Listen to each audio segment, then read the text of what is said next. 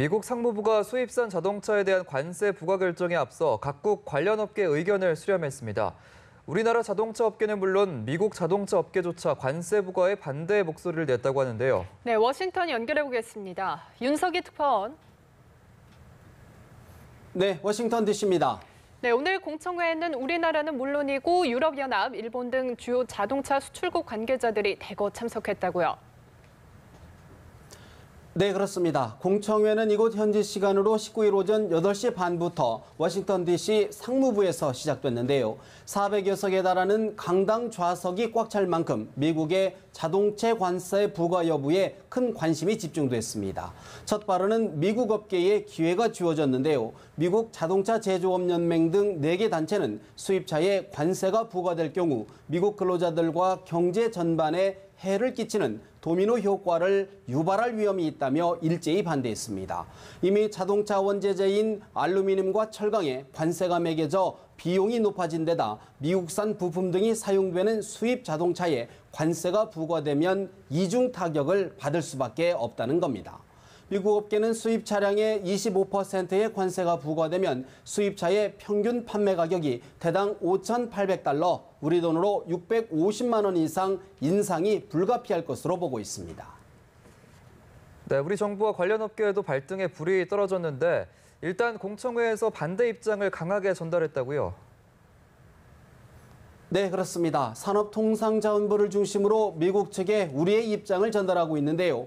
우리 정부는 오늘 공청회에서 한미 자유무역협정 개정 협상을 통해 미국의 우려가 이미 반영됐고 한미 동맹의 중요성과 우리 기업의 대미 투자가 미국 경제에 기여하고 있다고 강조했습니다. 현대차는 미국 엘라바마 공장 근로자의 5분 발언을 통해 2만 5천 명의 미국 근로자를 직접 고용하고 있다는 점을 부각했습니다. 이번 공청회는 미국 상무부가 무역확장법 232조를 수입 자동차와 부품에 적용할지를 조사하는 과정에서 업계의 의견을 듣기 위한 자리로 마련됐습니다. 상무부는 공청회와 2,300여 건에 달하는 의견서 내용을 검토해 다음 달 말 최종 의견을 트럼프 대통령에게 제출할 예정입니다. 트럼프 대통령은 11월 중간선거를 앞두고 있는 데다 관세를 통상협상의 지렛대로 활용하겠다는 뜻을 분명히 하고 있어 반대 여론에도 불구하고 관세 카드를 꺼내들 것이라는 관측에 무게가 실리고 있습니다. 네, 요즘 트럼프 대통령이 미러 정상회담 이후 국내 여론의 문매를 맞고 있는데 올 가을에 푸틴 러시아 대통령을 워싱턴으로 초청하겠다는 입장을 밝혔다고요. 네, 그렇습니다. 트럼프 대통령은 오늘 오후 트윗을 통해 테러와 무역, 중동, 북한 문제 등 푸틴 대통령과 논의된 많은 것 중에 일부를 시행할 수 있도록 두 번째 회담이 열리길 고대한다고 밝혔습니다. 트럼프 대통령은 일부는 쉽고 일부는 어렵지만 이 문제들에 많은 해답이 있고 모두 해결될 수 있다고 덧붙였는데요.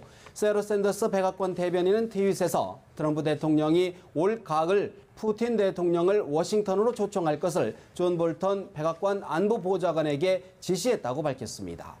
미러 정상회담의 성과를 거듭 강조하면서 안팎에서 쏟아지고 있는 비판을 정면 돌파하겠다는 뜻으로 읽힙니다. 그러면서 미러 정상회담을 강하게 비판하고 있는 언론에 대해서는 연거푸 가짜뉴스가 미쳐가고 있다며 거칠게 몰아붙이고 있습니다. 다만 러시아의 선거 개입 의혹과 관련해 푸틴 대통령이 제안했던 양국 관련자의 맞조사에 대해서는 거부 입장을 비력했습니다. 트럼프 대통령은 당시 믿기지 않을 정도의 좋은 제안이라고 반겼지만 미 정보 당국의 결론을 부정한 것이라는 거센 비판을 받자 사흘 만에 꼬리를 내렸다는 평가가 나옵니다. 네, 그런가 하면 트럼프 대통령이 금리 인상이 달갑지 않다라면서 미국 연방준비제도의 통화 정책에 불만을 표시했다고 하는데 어떤 이유 때문인가요? 네, 도널드 트럼프 대통령은 미 CNBC 방송과 한 인터뷰에서 금리 인상 기조가 달갑지 않다며 미국의 중앙은행인 연방준비제도 연준의 통화 정책을 노골적으로 비판했습니다. 트럼프 대통령은 이 인터뷰에서 금리가 올라갈 때마다 그들은 또다시 올리고 한다며 이같이 밝혔는데요. 금리 인상이 달러화 가치를 밀어올리면서 중국이나 유럽연합과의 무역 적자를 더욱 키울 수 있다는 겁니다. 실제 트럼프 대통령은 이 인터뷰에서 우리는 이미 유럽의 1,500억 달러를 잃고 있는데 유로화는 더 떨어지고 있고 중국의 통화 가치도 떨어지고 있다고 덧붙였습니다. 연준은 올 들어 기준금리를 2차례 인상했고 하반기에 2차례 더 인상할 가능성을 예고한 바 있습니다. 다만 현직 대통령이 독립적으로 움직이는 미국 중앙은행의 통화 정책에 대해 직접 언급한 것은 매우 이례적인 일입니다. CNBC 방송은 연준의 정치적 독립성을 무시하는 트럼프 대통령의 발언은 거의 전례가 없다며 논란을 불러올 수 있다고 지적했습니다. 지금까지 워싱턴에서 전해드렸습니다.